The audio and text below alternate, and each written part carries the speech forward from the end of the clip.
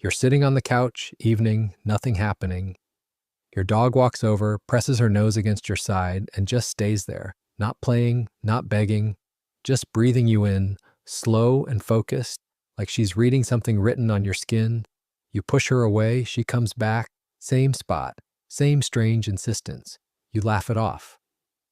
But somewhere in a research lab, a scientist wouldn't laugh, because that exact behavior is what led to the first documented case of canine cancer detection in 1989. A woman's dog wouldn't stop sniffing a mole on her leg, a mole she'd had for years. It turned out to be malignant melanoma, caught only because a dog decided it smelled wrong. Since then, what science has uncovered about what dogs can detect on us and inside us goes so far beyond cancer that it starts to feel less like biology and more like something we don't have a word for yet. And there's one ability in particular, one thing trained dogs have done in a controlled lab setting that made researchers question whether these animals understand something about disease that human science hasn't begun to decode. That comes near the end, and when you hear it, you might not look at your dog the same way tonight. But first, you need to understand your dog's nose. A fold of tissue inside the nostril splits every breath into two streams, one for breathing, one purely for scent analysis. When they exhale, air exits through slits on the sides of the nose, and the resulting swirl actually pulls fresh molecules inward. They're not just passively sniffing. They've engineered a continuous intake system. Here's why that matters. When cells in your body get sick, cancerous, infected, inflamed, metabolically disrupted, they release volatile organic compounds, VOCs, gaseous molecules, that drift into your breath, your sweat, your urine. You can't smell them. No single machine on Earth can reliably detect all of them. But your dog can. Most people, when they hear disease-detecting dogs, think cancer. We'll get there. But the newest frontier is stranger. Dogs can smell your emotional state changing, not by reading your face, but by reading your chemistry. In 2022, a team led by Clara Wilson showed dogs could distinguish stressed from calm human states using only sweat and breath samples, no behavioral cues, no eye contact, with 93.75% accuracy. Then in 2024, Kiroya and colleagues went further. Dogs detected the specific chemical shift in breath when people with PTSD experienced trauma-related distress, not everyday stress. The particular metabolic signature of a PTSD episode. Accuracy hit 90% against calm baselines. Right now, PTSD service dogs respond to behavioral cues, nightmares, dissociation, hypervigilance. But this research suggests they may actually be smelling the episode arrive before any visible symptom starts. And the implications stretch further. If dogs can detect stress-specific VOCs, researchers believe they may eventually identify depressive episodes, manic shifts in bipolar disorder, even pre-psychotic states through similar metabolic scent changes. A detail worth sitting with. Over 50% of human smell receptor genes are non-functional. Evolution shut them off. In dogs, only about 20% are inactive. Their smelling with a system evolution decided to keep almost fully online, so dogs can smell your panic attack before it hits. But what about something slower, a disease that creeps in over years with no definitive lab test and a misdiagnosis rate between 10 and 20%? Parkinson's disease. By the time the tremors start, the neurodegeneration has been underway for years. And a dog might catch it in the oil on your skin. Parkinson's alters sebum, the oil your skin naturally secretes, releasing VOCs that create a distinctive scent signature years before motor symptoms emerge. University of Manchester researchers used mass spectrometry to identify over 500 compounds unique to the sebum of Parkinson's patients. In a double-blind study published in the Journal of Parkinson's Disease, 2 trained dogs identified samples with 70 to 80% sensitivity and up to 98% specificity. A larger 7-year program with 23 dogs achieved 89% sensitivity and 87% specificity as a group average. Crucially, levodopa, the most common Parkinson's medication, was not a confounding factor. Using a 2 out of 3 dogs criterion, researchers reached 91% sensitivity and 95% specificity for medicated patients, and comparable numbers for drug-naive patients. The dogs were smelling the disease, not the treatment. And since individuals with REM sleep behavior disorder, a known Parkinson's precursor, already show a distinct volatile signature, early canine detection could theoretically catch the disease in its prodromal phase before any neurologist would think to look.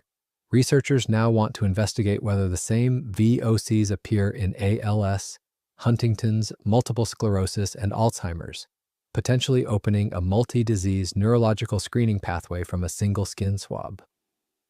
Dogs also possess a vomeronasal organ, a secondary smell system entirely absent in adult humans, and brain imaging has revealed a white matter network running from their olfactory bulb directly to other cortical regions, a neural highway unique among studied mammals. They don't just detect scent, they think in it.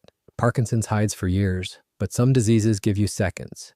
And for epilepsy, the window between fine and crisis is so narrow that the only warning system fast enough might be a nose pressed against your hand at 3 a.m. Reports of dogs alerting to impending seizures emerged in the early 1990s.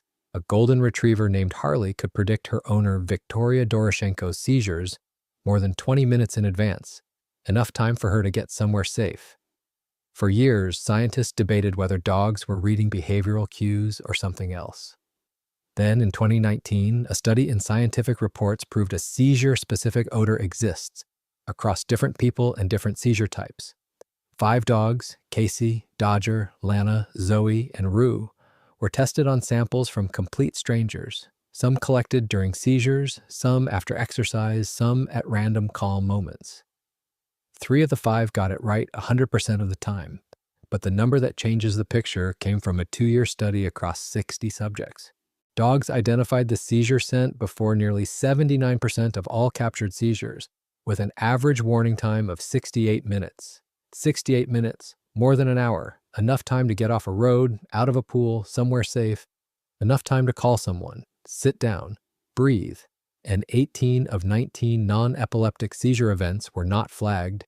The signature is specific to genuine epileptic seizures, not just stress or exertion. Perhaps most remarkably, a study of 19 completely untrained pet dogs with 0 epilepsy experience found all of them showed increased caregiving behavior, approaching, licking, seeking contact, when exposed to seizure-associated odors. This isn't trained, it's instinct. Something in the smell of an approaching seizure triggers a response in dogs that have never lived with an epileptic person. 65 million people worldwide have epilepsy. Many live in fear of unexpected seizures at work, in public, alone at home. And there's a distinction experts are careful to make. Seizure response dogs are trained to help during a seizure, but seizure alert dogs naturally develop the ability to warn you before one happens. Many researchers believe that ability cannot be trained, only observed and reinforced. Each nostril, by the way, transmits scent to the opposite brain hemisphere through separate chambers where the air doesn't mix. Dogs have stereo smell. They don't just detect an odor, they know which direction it's coming from, and their brain processes each nostril's input independently. When your dog turns her head and sniffs you, she's building a spatial map of your chemistry, so dogs can smell seizures, neurodegeneration, and trauma. But the arena where the evidence is most overwhelming is the one most people think of first: cancer. 226 dogs have participated in formal detection studies, 68% focused on cancer, lung, prostate, and breast being the top 3. Sample types range from breath and sweat to urine, feces, and blood. In a landmark study by McCulloch and colleagues, 5 dogs trained on breath samples achieved 88% sensitivity for breast cancer and 99% for lung cancer, with specificity above 98% across all stages. Dogs can detect colorectal cancer from breath and stool with high accuracy even in early stages, and gut inflammation doesn't throw them off. At the 2025 ASCO conference, the Dognosis team reported their dogs detected 96% of cancers across 200 samples and 10 cancer types. The next phase scales to 1,500 samples. The KDOG-1 trial at Institute Curie, published in Nature Communications in 2025, found 80% of breast cancer-positive sweat samples were identified by at least one dog, though only 49% were caught by both, which tells you accuracy isn't yet at clinical grade. But the trajectory is clear, and it's not just human cancer. Penn vet researchers showed dogs could identify hemangiosarcoma, an aggressive blood vessel cancer, in other dogs at a 70% rate. A University of Wisconsin study confirmed dogs can distinguish saliva from healthy dogs versus dogs with malignant tumors. Canine and canine cancer screening is now a real concept. And then there's Claire Guest, CEO of Medical Detection Dogs. Her own trained Labrador, Daisy, started repeatedly pawing at her chest, same spot, obsessively. Guest went in for a screening. They found breast cancer, deep, caught just early enough. The dog who'd spent years detecting cancer in lab samples detected it in the person she loved most. But here's where the story takes its strangest turn. Dogs trained on one single cancer cell line, murine mammary carcinoma, were tested on a completely different cancer type they'd never encountered, colorectal carcinoma. The two cancers share no known identical VOC signature. They detected it anyway, sensitivity and specificity above 90%, which means dogs aren't memorizing a chemical password. They appear to be perceiving a higher order pattern of metabolic disruption, something like a grammar of disease, that current chemistry cannot replicate or describe. A Penn vet researcher put it plainly, trained dogs are showing us what technology might look like 10 to 15 years from now. That reframes everything. Every disease we've talked about isn't just dogs can smell X. Dogs perceive a layer of biological reality that human science can describe but not yet access. The nose isn't a tool, it's a window into something we haven't built the instruments to see. And the practical applications are already here. A Lancet infectious diseases study showed dogs detect malaria with over 90% effectiveness, even asymptomatic cases, identifying infection in children by sniffing their used socks with 73% reliability.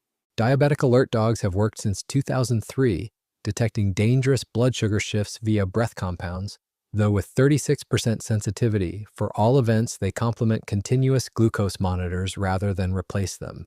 During COVID, German researchers trained dogs in 1 week to detect SARS-CoV-2 with 94% accuracy. French researchers found them 100% accurate on asymptomatic cases, screening up to 250 people per hour. At Vancouver General Hospital, a Springer Spaniel detects C. difficile on surfaces with over 92% sensitivity. This isn't one quirky study, it's an entire field unfolding. So come back to the beginning. The couch, the evening, your dog pressing her nose against your side. Maybe she wasn't being weird. Maybe she was doing something her species has been doing alongside ours for 15,000 years, reading you, knowing you, in ways we're only now building the science to confirm. Tonight, when your dog rests her head on your lap and breathes you in, consider that she might be taking in more information about your body than your last blood test did, and she's not doing it for data, she's doing it because you're hers. If your dog has ever done something like this, caught something before you knew, nudged you when something was wrong, or just stayed impossibly close when you needed it most, tell their story in the comments. They deserve to have it told. And if you're watching this missing a dog who did that for you, this video was for them too. Thanks for being here.